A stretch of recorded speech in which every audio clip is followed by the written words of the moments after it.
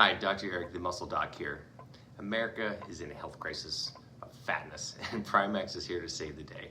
Modern eating habits have made our bodies become our enemies. I'm going to show you the surprising dietary shift that's slowing your metabolism and fueling the obesity epidemic, and why it can feel so hard to lose weight.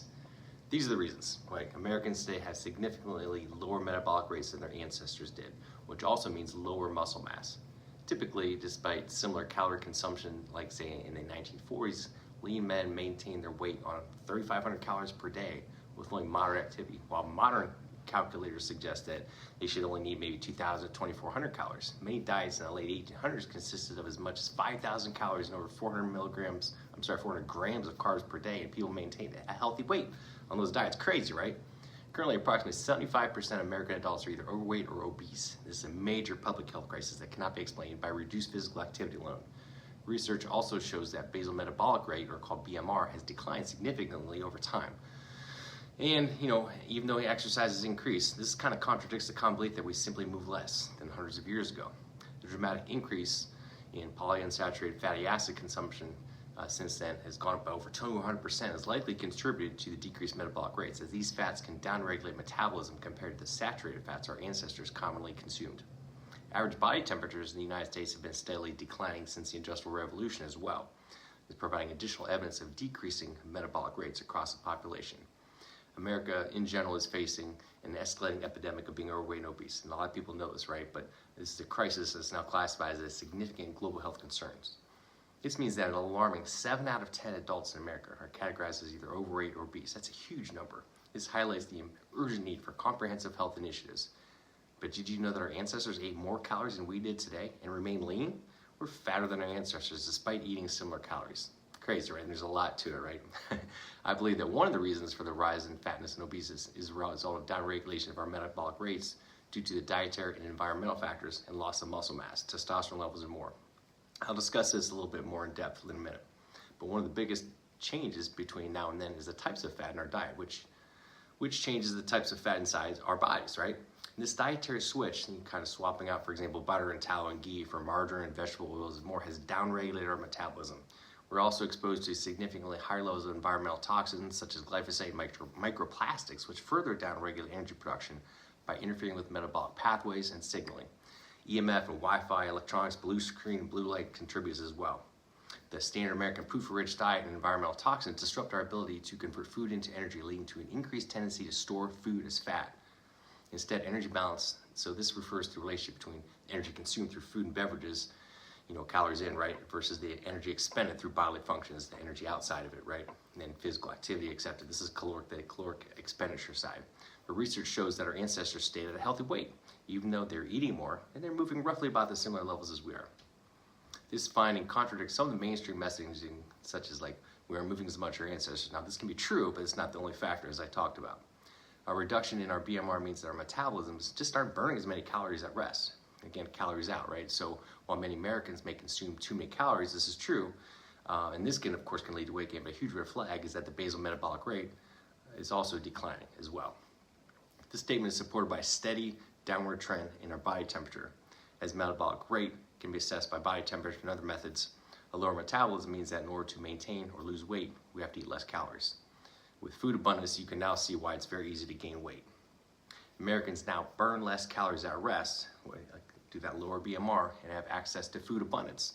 So how did our metabolism get so low? One of the biggest changes our nation has seen is a change in the type of dietary fat that we're consuming and how it negatively affects our hormones and our health. More high PUFA-rich fats, the polyunsaturated fatty acids like vegetable oils and some of these PUFAs that are tainted in nuts and seeds, etc., and less saturated fats like animal fat, cocoa butter, coconut oil, etc. Humans have never really historically consumed these high levels of PUFAs, right? Historic levels of linoleic acid, for example, range between 1% and 2% of daily calories before the 1930s. Today, the average is between 10 to 25% or more of total daily calories. And as a result, our body fat is becoming more and more unsaturated, meaning more unstable, more inflammatory. PUFA availability has increased over 200% since the 1909. The type of fatty acids you consume, which impacts the type of fat inside of you, plays a significant role in the calorie side of the energy equation balance, right? The fat we consume not only serves as an energy source, but also has structural and signaling roles. And a body filled with more PUFAs will send different metabolic signals relative to saturated fat stores. So think about like hibernation signals, right? What do squirrels load up on before they hibernate, etc., right? Unsaturated fats, rich nuts, etc. We become more unsaturated and our metabolisms are being downregulated. As a result, there are two consequences of this metabolism downregulation. On one side, obesity rates are on the rise because of abundant food, access, and a downregulation of metabolism, and some less activity too, right? On the other side, in pursuit of being lean, many people keep calorie intake low and are afraid to eat more.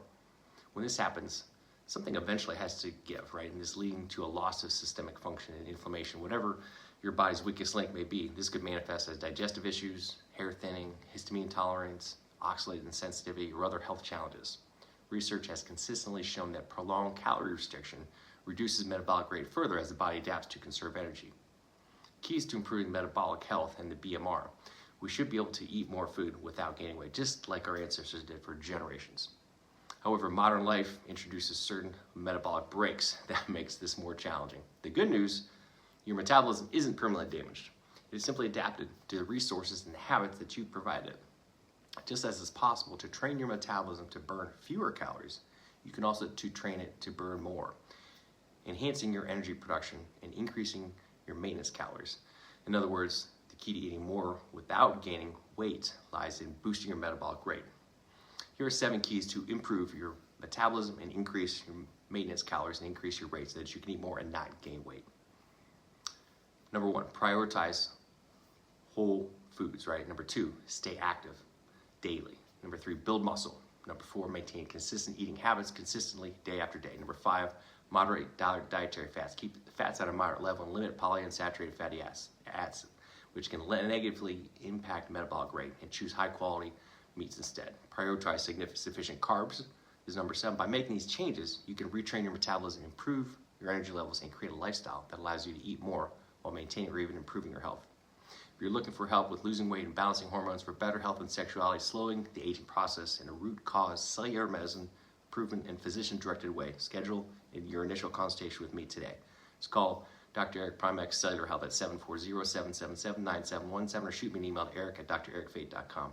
At any time, you can also visit and check me out at drericprimex.com and primexweightloss.com to check out all my great weight loss and health optimizing solutions. I'll get back to you right away and make sure you're set up for wellness success. Be sure to check out the Primex store as well and all my social media on Instagram, Facebook, and YouTube for tons of free videos, content, and ebooks. Again, you can boost your metabolic rate, get the body you want. Again, it's about increasing activity, eating the right fats at the right time of the day, minimizing toxins, minimizing blue screen, getting out in the sun, being active. Don't fear the carbs, but just eat them at the right time. And by getting your blood work done, working with someone like myself or one of my colleagues who could do something like this. Anyway, hope you enjoyed this. Please like and share. Live great.